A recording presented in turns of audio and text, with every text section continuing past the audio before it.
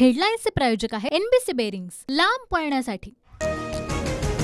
नितीन गडकरींच्या पराभवासाठी मोदी शहा फडणवीसांचे प्रयत्न। गडकरींच्या पराभवासाठी फडणवीसांनीच रसद पुरवली। राऊतांचे सामनातून भाजपच्या अंतर्गत राजकारणावर मोठे दावे। संजय राऊतांना खोटं बोलण्याचं व्यसन लागलंय। राऊतांकडून सनसनाटी निर्माण करण्याचा प्रयत्न। राऊतांच्या दाव्यानंतर सुधीर मुनगंटीवारांचं प्रत्युत्तर। 2019 मध्ये राऊतांचे मुख्यमंत्री होण्यासाठी प्रयत्न। हिम्मत असेल तर राऊतांनी एक रोखोक त्यावरही लिहावं। चंद्रशेखर बावनकुळेंचा राऊतांवर हल्लाबोल। एकनाथ शिंदेंनी प्रत्येक मतदारसंघात किमान 25 ते 30 कोटी वाटले।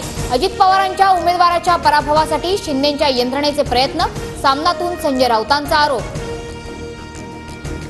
4 जूनला निवडणुकांचा निकाल लागल्यानंतर दूध का दूध आणि पाणी का पाणी होईल।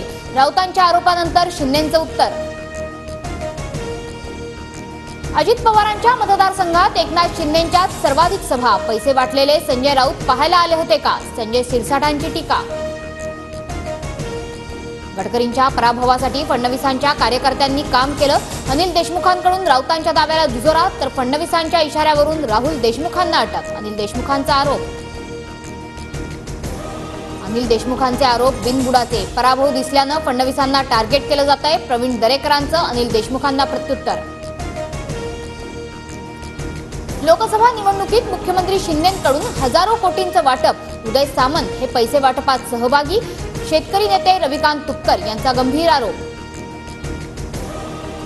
अनेक जण शिंदेंच्या संपर्कात। 6 जून नंतर इनकमिंग सुरू होणार। पवार गटातील हुकुमशाहीला कंटाळलेले बहुतेक आमदारही अजितदादांच्या संपर्कात। संजय शिरसाटांचा दावा। पुणे पालिकेचे निलंबित आरोग्य अधिकारी भगवान पवारांचं मुख्यमंत्री शिंदेंना पाठवलेलं पत्र व्हायरल। मंत्री महोदयांनी नियमबाह्य कामं करण्याकरता माझ्यावर दबाव आणला। पत्रातून एका मंत्र्यावर आरोप। भ्रष्टाचाराच्या खेकड्यानं आता अधिकाऱ्यांना सुद्धा नांग्या मारायला सुरुवात केली। नियमबाह्य टेंडरसाठी दबाव आणणारा मंत्री म्हणजे आरोग्य मंत्रीच आहे का? रोहित पवारांचा थेट तानाजी सावंतांवर निशाणा। मतमोजणीच्या दिवशी जिल्हाधिकारी तहसीलदार मतमोजणी केंद्रावर नकोत। अधिकाऱ्यांचं सत्ताधिकाऱ्यांच्या दबावात काम।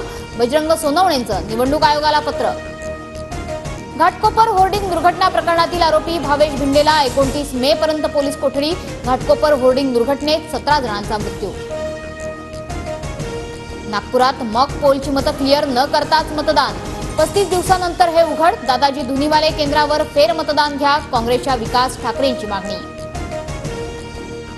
नाशिकमध्ये सराफा व्यावसायिकावर आयकर विभागाचा छापा। 26 कोटींची रोकड आणि 90 कोटींची बेहिशोबी मालमत्ता आणि दस्तऐवजही जप्त। पश्चिम विदर्भात अवकाळी पावसाचा फटका। 243 कोटींचं नुकसान। अमरावतीसह धाराशिवमध्ये संत्री, केळी, फळपिकांना मोठा फटका।